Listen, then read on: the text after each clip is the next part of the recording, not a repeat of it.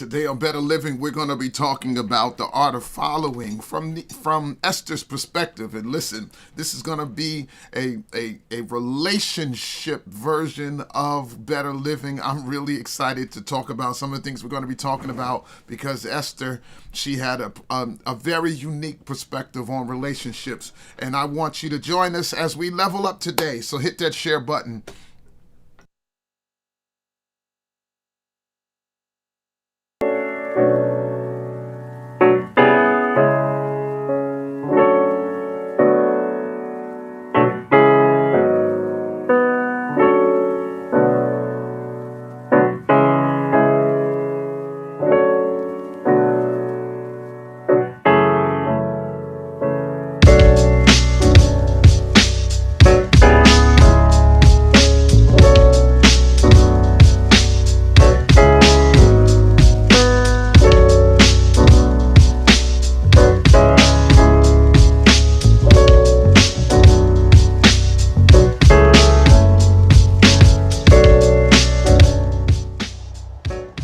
Level up to better living.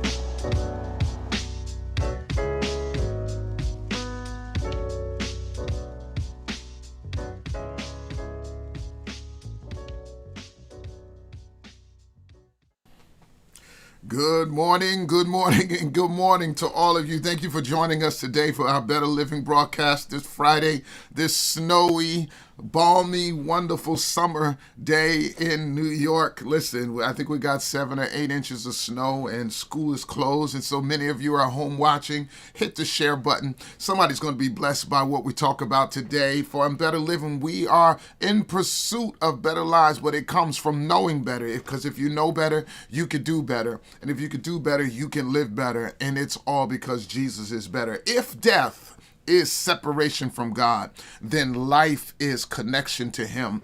And I pray that these discipleship lessons over the next several years are going to be such a blessing. If God is willing, we're going to increase the ministry and keep doing this at different levels. But for us now, this is an opportunity for us to grow in our leadership, to grow in our discipleship, and to grow in our fellowship.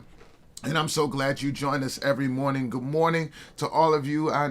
Some of the comments from yesterday are still up on my screen, so I want to say good morning to all of you. I believe Quanette is on. You're in our prayers today, sis, and we'll be with you this evening for the homegoing service for your sister. God bless you and your family. Lori, good morning. Cassandra, good morning. Vivian Birch, good morning. Angela Bailey and Phyllis and Annalisa, Valerie, good morning. I miss you all. And listen, I know that COVID is messing up all of our schedules, and I still quarantining because we don't know what's going on in my house. We tested negative, but then we tested positive. Then I don't know what's going on. I just don't want to make anybody sick. We miss you all, and we're hoping to be able to gather this Sunday for worship, but it doesn't look like it's going to happen. There's still too many of us who are not well, and but we're going to figure that out today. You'll get more information, but thank you guys for joining us. Good morning, Gorman. Good morning, Robin. Good morning, Mother Murphy. Good morning. Good morning, Deacon Carter. Right, that's it. I got to say her whole name. Good morning, Pastor Ruby and Diane. Good morning. So, listen, we are talking about the art of following, and yesterday we were digging into Esther and her story and some things we can learn from her example. And here's the point of this whole series, is that you can get better by watching those ahead of you and learning from their successes and their failures. This is why we spend time reading the books and biographies of other people, because we can be inspired by how they responded to some of the challenges we face also. Good morning, Sylvia. There are things you can learn from others. Learning from others' experience is less expensive than learning from your own experience. I'm the youngest child of 5 from my mother. Of course, between my stepdad and my dad and my mom, there's like 17 of us. But from my mother, there's 5 of us. 5 births, and then we have foster brothers and sisters, and I love every one of them, and adopted brothers and sisters. But I was the youngest. And I learned from the mistakes of my older brothers and sisters. The stuff that I saw them get in trouble from, I didn't do it. I didn't repeat it. I didn't want the pain. I didn't want the smoke. I didn't want the fire that came with it. I wanted peace. And so if that's what that gets me, I will not do that. And let me tell you, you will avoid so much pain in your life by learning from the examples of others. Do not accept generational curses when you can reject them by doing different. This is good, Chuck. Good morning, Deacon Chuck. Good to see you on here. Listen, there is a need for us to learn from the experience of others. And Esther learned from the mistakes of Vashti. She did not want to repeat them. She wanted to have her own vector, her path to her own success by making better decisions than her predecessor. Listen, don't despise the lessons you can learn from predecessors. So we talked about that. We talked about being trained in special tasks and trained in what we called it, being the art of preparation. And then we talked about number 3, the art of taking your appearance seriously and the importance of obeying natural instructions. Listen, we are spiritual beings having a physical experience. And that, yes, we have to pray and we have to fast and we have to do those things in the spirit and in the natural. But there are things you need to do for your physical, for your physical life in order to manage your relationships and to manage your life. And so the church often is not as vocal as we need to be in helping people to understand the dynamics of managing healthy relationships. And when we're not doing that, what we're doing is we're spending most time trying to repair things that broke because we didn't teach them right. And if we could teach them right in the beginning and show how to balance those things, then we'll have more productive leadership and support staff because they're enjoying peaceful homes and peaceful relationships. When you know better, you should do better. You're absolutely right. Good morning, Ruth. Good to see you on here. So today we're going to be talking about the art of following Esther is the art of being able, this is a good one and I got to read the scripture, being able to please the right person in the right way.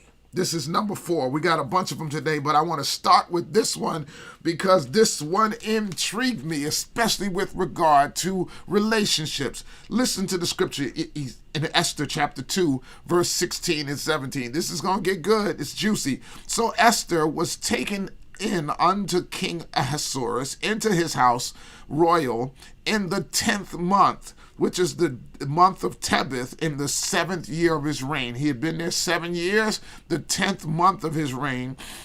And he says, and the king he loved Esther above all the others that who brought to him. And she obtained grace and favor in his sight. Listen, love, grace, and favor for her was in the heart and sight of the king more than all the other virgins, so that he set the royal crown upon her head and made her queen instead of Vashti. We talked about this yesterday.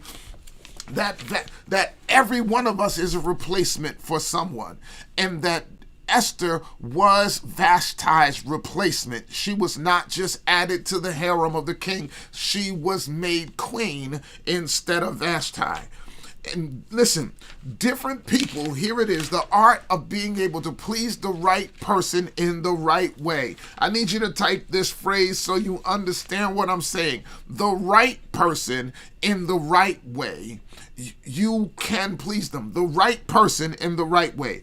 Different people require different things to please them. I'm just going to read it so you don't get it twisted. And this is the book we're using here. Let me put it up for those of you who are following this study with us consistently. Let me tell you something. Dag Mills is onto something here. And this Art of Following book is incredible.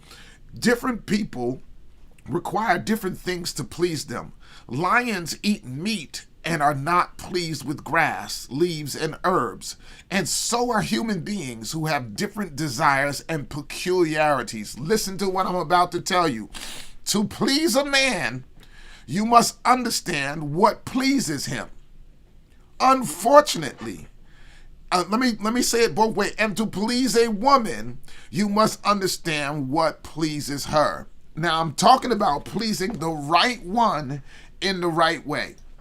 So I'm not talking about, in general, you going trying to please everybody. No, find the one God gave you and please the right person in the right way. I see you guys with me. This is so important. Unfortunately, many men try to please a woman with the things that please a man. And many women try to please a man with things that please a woman. Listen, you've got to learn how to please a person the way they are pleased.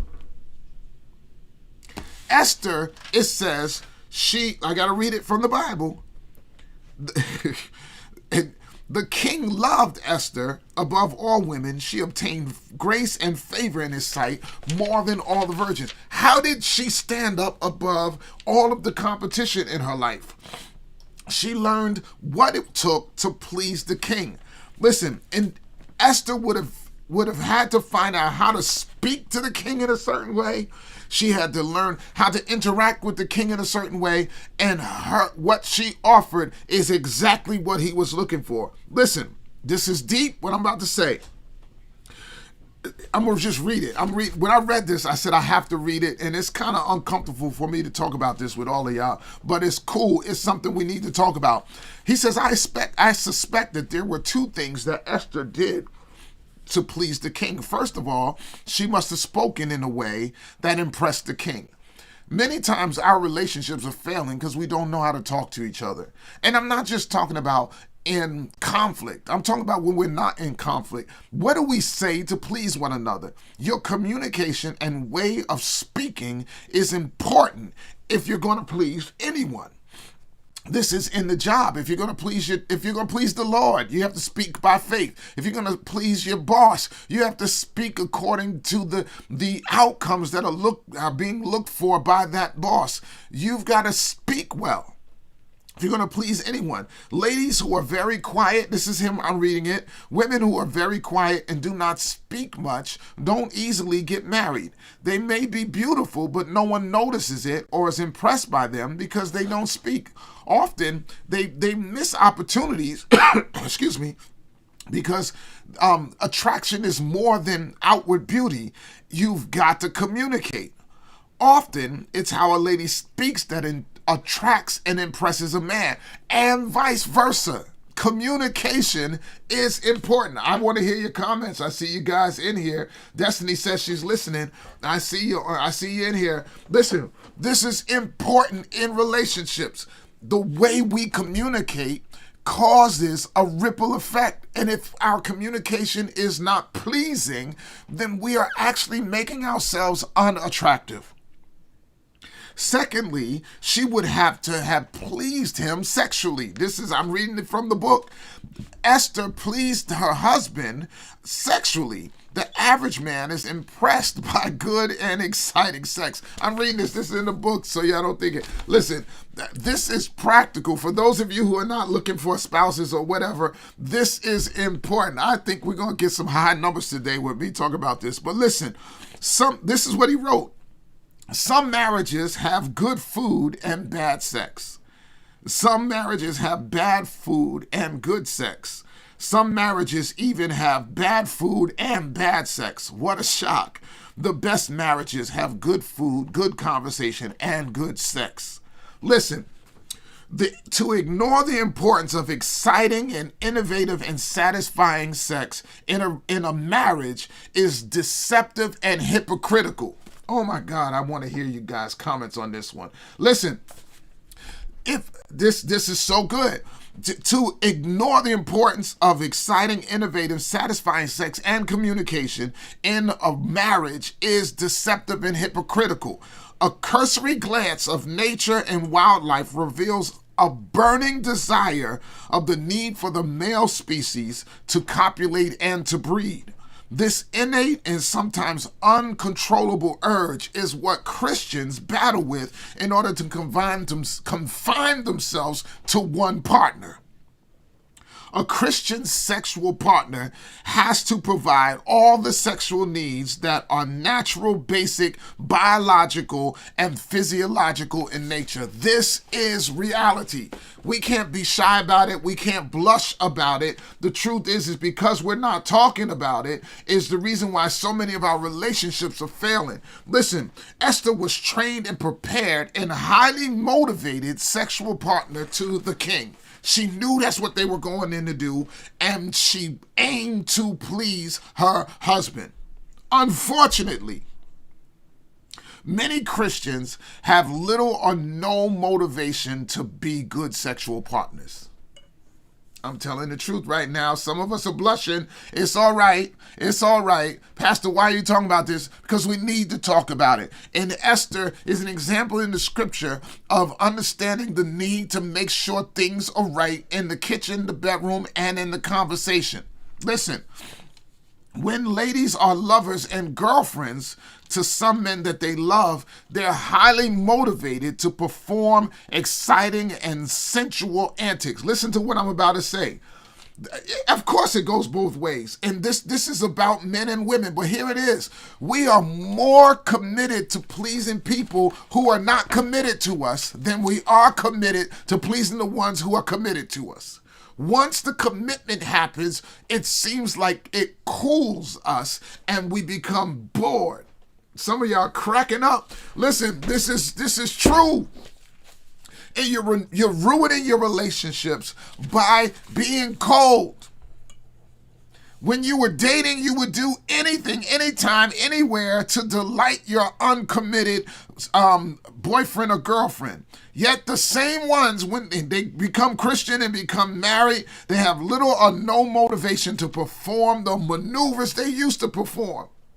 Oh my God, this is so good. As husbands and wives, they have little motivation because they have a committed Christian woman or a committed Christian guy that they can take for granted. The Bible says, defraud not one another.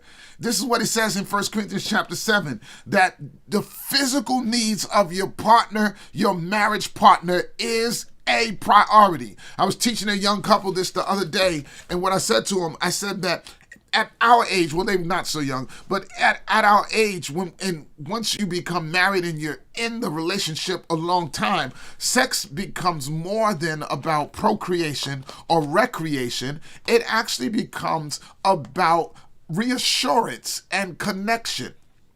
It's about saying, I'm still here for you. It's not always about desire. It's about the fact that I care enough about your physical needs to meet it motivated and to meet your physical needs in a way that shows you that I see you and that I am enjoying ministering to you on behalf of God. This is so important. I know I'm talking right. Some of y'all quiet in the comments. You don't even know what to say. Right, you said their representative showed up while they were dating. Let me tell you, that representative is still in there.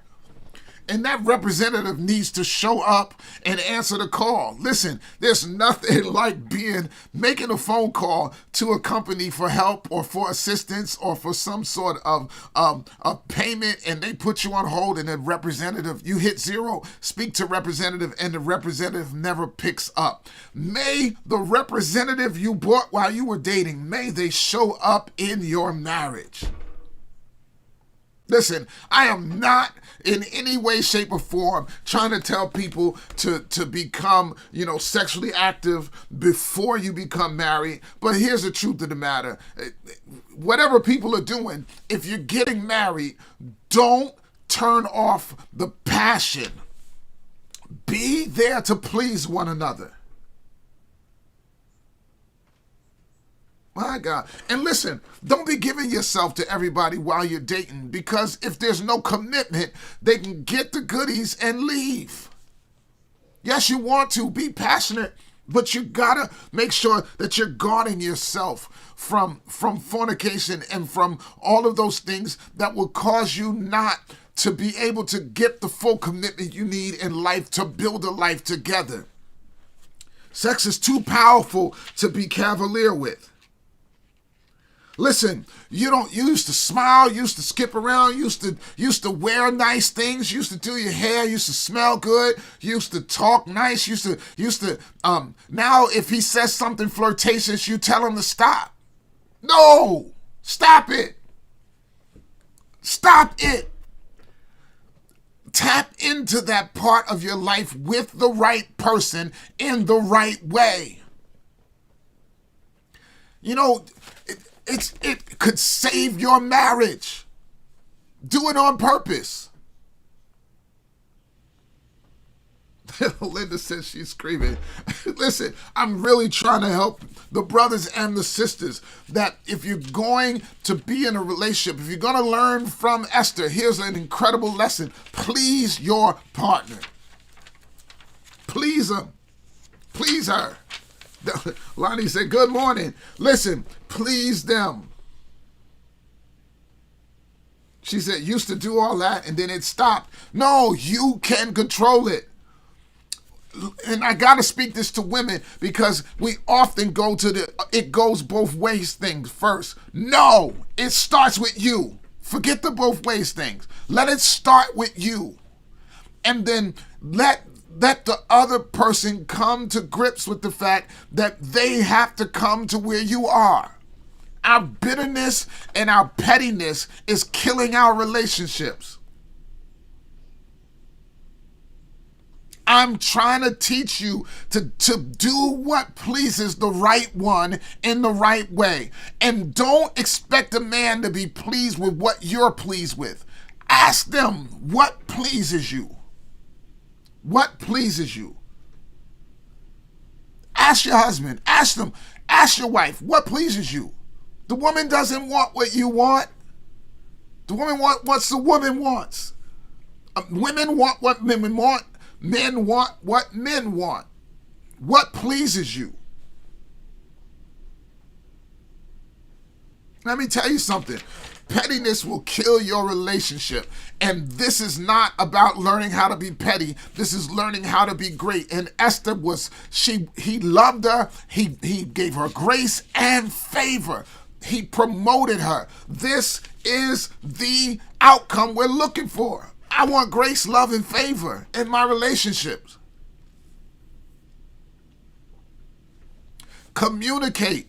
This is what I like. I like when you do this. Let me say this to you. Stop making him read your mind. He should know what I like. She should know. We don't read minds. God didn't give us that ability. Let me tell you, this is what I like. When you do this, I like it when you do that. I really do. Now, you may not like doing that, but that's what I like. Y'all hear what I'm teaching? Do the right thing for the right way for the right person. And if you can't do it in front of God, don't do it. How am I doing so far this morning? Anyhow, I couldn't wait to touch that one. Esther was a highly motivated communicator and sexual partner to the king, and he truly enjoyed her presence. Do you think that Esther told the king that she wasn't feeling well or that she had a headache? Do you think that Esther made a face at the king when he tried to get with her? Do you think Esther had a bad attitude toward the king that night? Obviously not. She was motivated. I want to be queen. This is so good. And he was proud of his queen. And this is why Vashti fell, because he loved Vashti. He was proud of her. And she despised his pride. She despised his desire to show who she was to his friends and to his court. But Esther said, I'm not going to make that. How about we be in relationships where we're proud to be in those relationships? I'm proud of my relationship with my wife. I'm proud of our 30 years of marriage. I'm proud that I wake up and have her in my life. Excuse me, y'all know I'm not feeling well. But anyhow, I'm getting all excited. I'm just looking at the comment, make sure I'm not missing anything. We're so proud and we're so selfish that we cut off our nose to spite our face.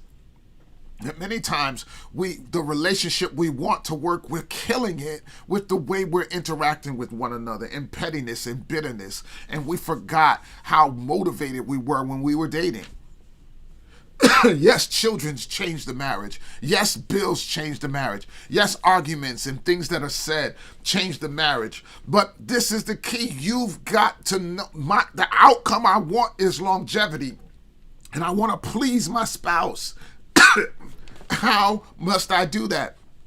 Melinda, thank you for that word. Submission, the Bible gives it in two contexts in the book of Ephesians chapter 5. It says this. It says, submit yourselves one to another in love. And then he says, husbands, love your wives as Christ loved the church and gave himself for them. It says, and wives, submit yourselves unto your husbands, for this is right. As unto the Lord, for this is right. Submission is only necessary when there's disagreement.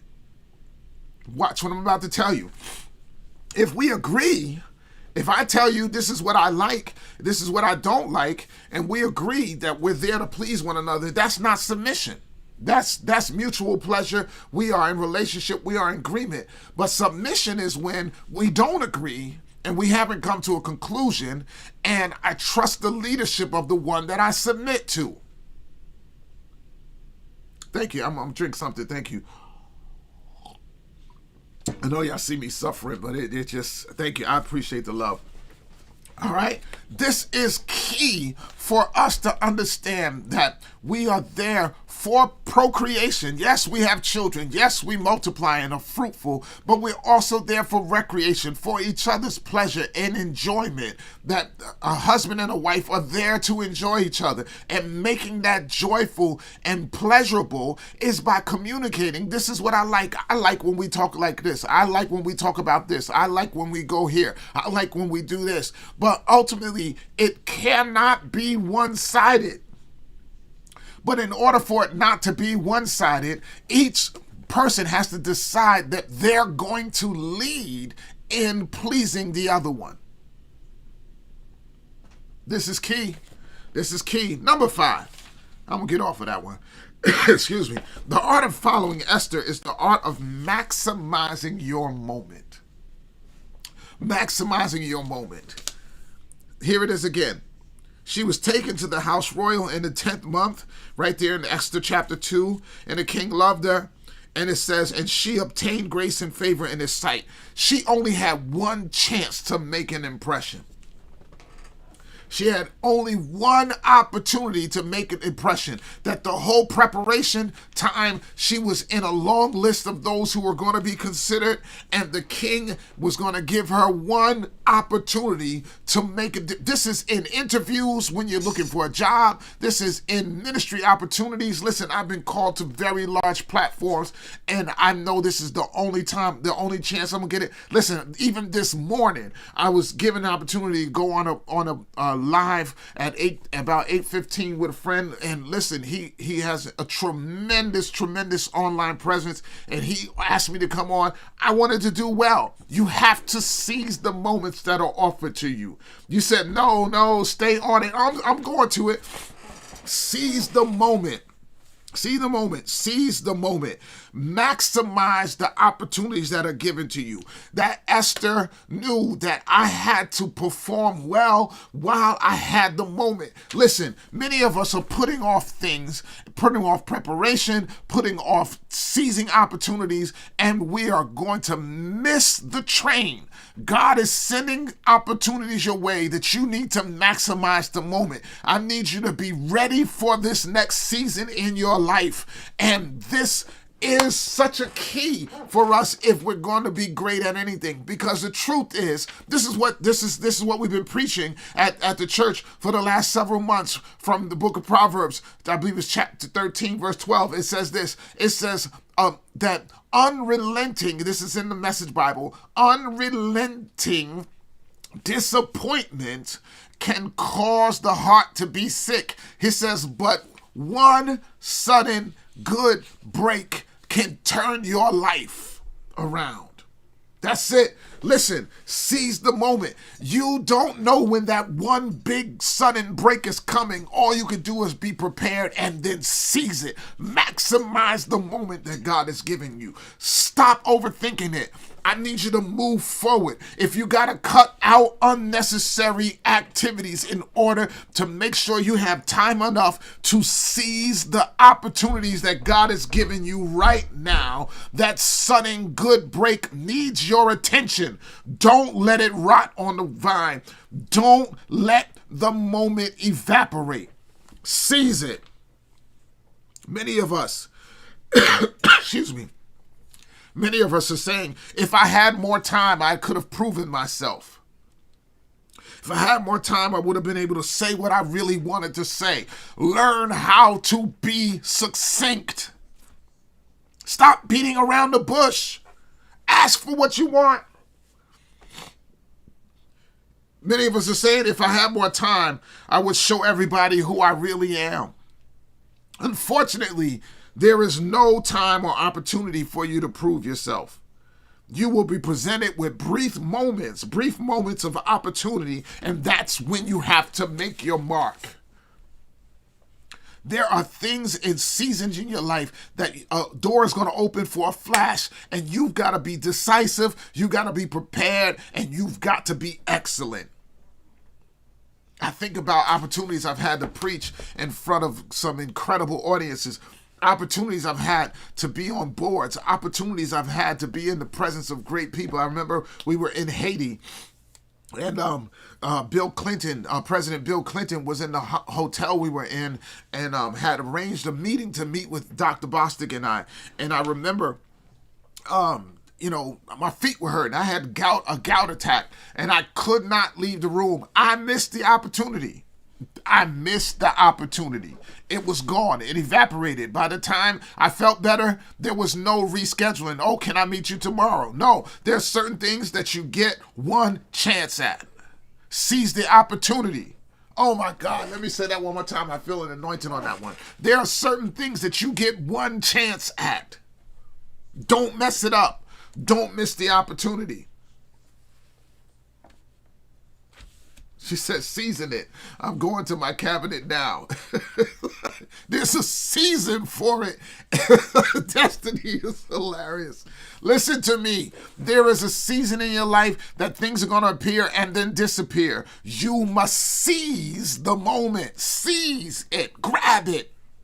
Grab it. And listen, there are times and there are things you're only going to get one chance at. And all you have after that missed opportunity is regret. May you get an anointing to grab the sudden breaks that God is giving for you in this season. There are important opportunities that God gives you, and he says, and the fullness of time. He said to Esther, Mordecai says to him, he says, don't think that you could be comfortable in this position and let everybody else go. He says, but maybe you were called to the kingdom for such a time as this. There are opportunities, windows of opportunity that you got to seize. Her destiny to save the nation was wrapped around this first opportunity in the presence of the king. If she didn't behave herself well and obtain grace, favor, and love in that first meeting, she would not have been in position to do what was called in her life. Can I tell you something? You gotta go for it. You gotta go for it. You gotta seize the moment. Are there things in your life you don't want to evaporate? Then seize the opportunity to fix it now. The door is open to make it work. She said, don't stop. Get it. That's it. Listen, seize the moment. Maximize your moment. I want to read this. It says, one day there was a minister who was invited to a church and given about 30 minutes to preach.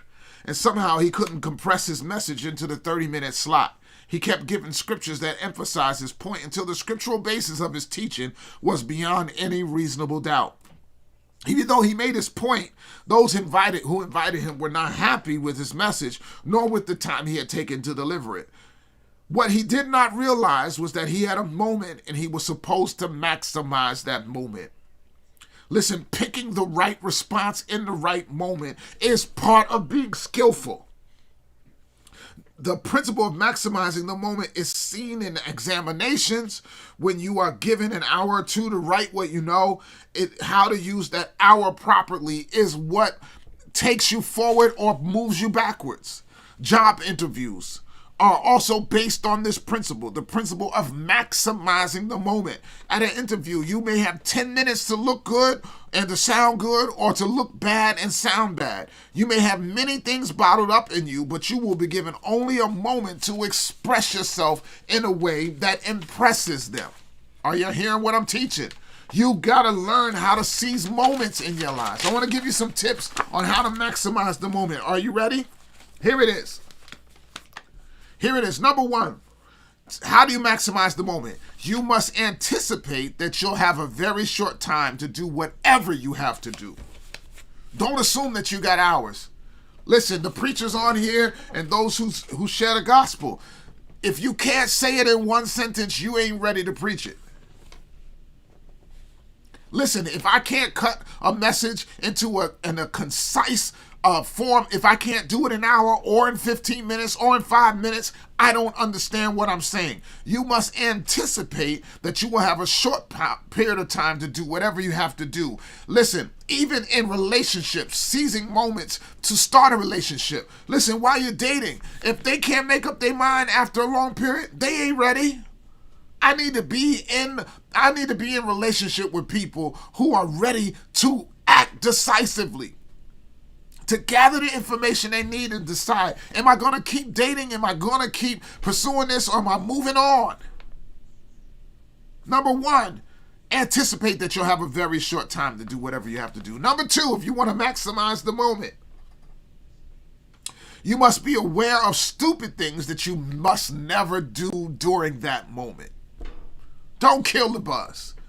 Don't kill the buzz. Make sure you're aware of the stupid things that could ruin the moment. Listen, in certain instances, it's not good for you to say, I don't know. Especially if you're applying to be the expert in something. No, I don't know is not the answer. I didn't know is not the answer that you take to a boss when something happened on your watch. There are certain things, stupid things, that will ruin the moment for you. If you're going to seize the moment, you've got to know, don't do this, don't do that, don't yawn while they're talking, don't answer your phone. There's certain stupid things that you shouldn't do in the moment. Number three, learn how to do quick things quickly and in a moment. I have been to many places where people offer to serve us some food and drinks, and sometimes they take so long and to come up with what they have that everyone loses interest. It's not just about serving food and drinks, but about serving nice food and drinks at the moment it's required. Listen, nothing worse than being in a restaurant and they take so long to serve the food that you don't even want it no more. That's right, don't put your foot in your mouth. Learn how to do things quickly and in the moment. Learn how to produce what you have in the moment. Number four, be yourself and be as natural as possible during the moment, especially when you have to be impressive. I heard Jay-Z say this, and it just resonated with me. Jay-Z said in an interview, he says, I show up to every room as myself. And what a liberating thing for me in this season of my life, that I can come to a space and a place and I don't have to be somebody I'm not.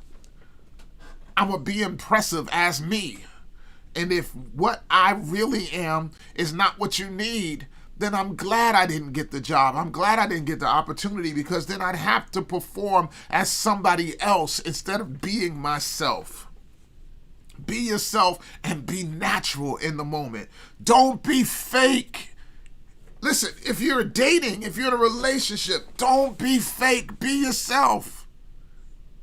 Be you. Thank you, honey. You're enough.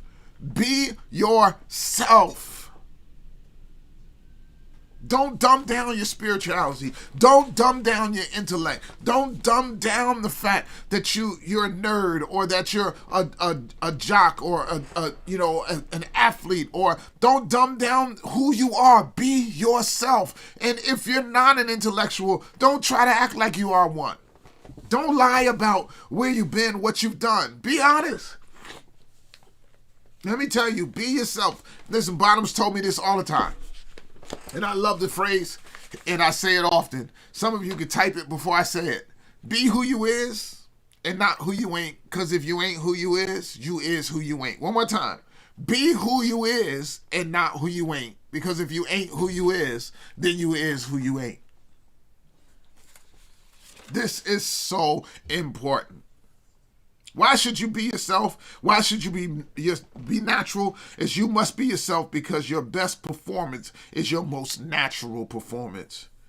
Your worst performance will be your made up and artificial representation. Look, don't fake an accent. Don't fake, vocabulary. Be yourself. Develop yourself, but be who you are. Number 5. Of course, we talked about anticipating you having a short time. Be aware of stupid things that you must never do during that moment. Learn how to do things quickly and in a moment. Be yourself and be as natural as possible in that moment. But number 5, prepare for the moment like Esther did. When opportunities present themselves, everyone sees how well you've prepared. I remember I was asked to speak. It was out of my comfort zone. I was asked to speak at a political convention in Albany for the Black and Hispanic Caucus, and it was for the youth department of it. I didn't know. I had never been to a political convention because I'm not a politician, but I was called to speak on My Life Matters. And this was several years ago, and I didn't agree with the phrase "My life matters" because the phrase is "Black Lives Matter," but they wanted me from a political perspective to talk about my life matters and to see if I can breathe some life into that. And I was honored by the invitation from my brother to speak, and I really didn't know the magnitude of the assignment. But I prepared myself for it, and I went as myself, and of course I didn't agree with My Life Matters, so I had to be honest. Since you asked me to talk about this, I can't allow you to shape who I am in order for me to get this assignment. If you want me to come, I will speak on what you asked me, but I'm going to speak on what you asked me to speak on from my perspective. And so I'm talking on My Lives Matter, and I'm talking about why the fact that anyone has to talk about I matter. And I outlined some of the causes of someone having to say that I matter. And I'm going through all of that. I make my speech, and it was good. I mean, I can move a crowd, whatever. But I got home, and the newspaper, the writer transcribed my whole speech and put it in the newspaper. The whole speech, 7 pages of the newspaper had my speech in it. And you want to talk about blown away and totally surprised by it. I was surprised by it because the response was much more than I could have ever imagined, but I was prepared for the moment, and it became more than I ever imagined. And of course, they were like, "Well, you have political?" They asked me, "Do I have political aspirations?" No, I had a speech, and listen, I went as myself. I said what I needed to say, and people assume what they did. Don't allow people to make you into something you haven't intended to become. Be who you're supposed to be in the moment, and be prepared for the moment. And God can do great things with you. Listen, the last thing I want to say about that is be relaxed. Tension is the thief of your best performance. Be relaxed. Tension is the thief of your best performance.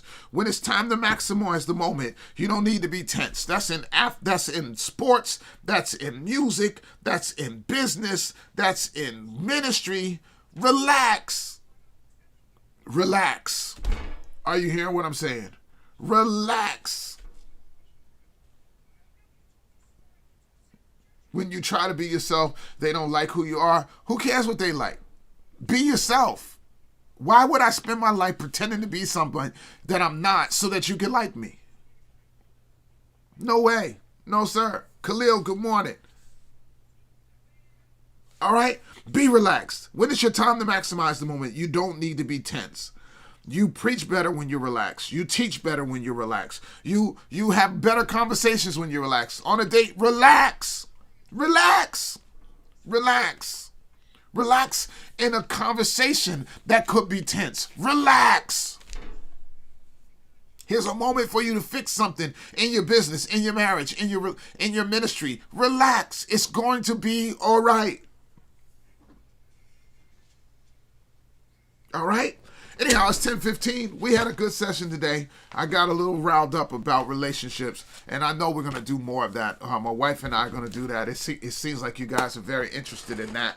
But look, maximize the moment. I want to thank you for joining us every morning. You give us great purpose by sharing in this broadcast. When you share this with others, it increases our audience so that we can reach other people with the truth and the practicality of our spiritual walk. Listen, our walk with God is practical. It has practical impact. And therefore, this is why we call it better living, because if you know better, you can do better. And if you can do better, you can live better. If you'd like to sow a seed of support for the ministry, if you've been blessed by this, you, of course, can give via Cash App at $ James Hassell or Zelle us at hassellmin@gmail.com. Listen, your gifts and your offerings are so encouraging to us. Your support means the world to us, and it allows us to continue to do this. Listen, we're excited about what God is doing in this season, and I want to encourage you all to go back and watch some of the episodes you missed. Listen, this is some great information from these books,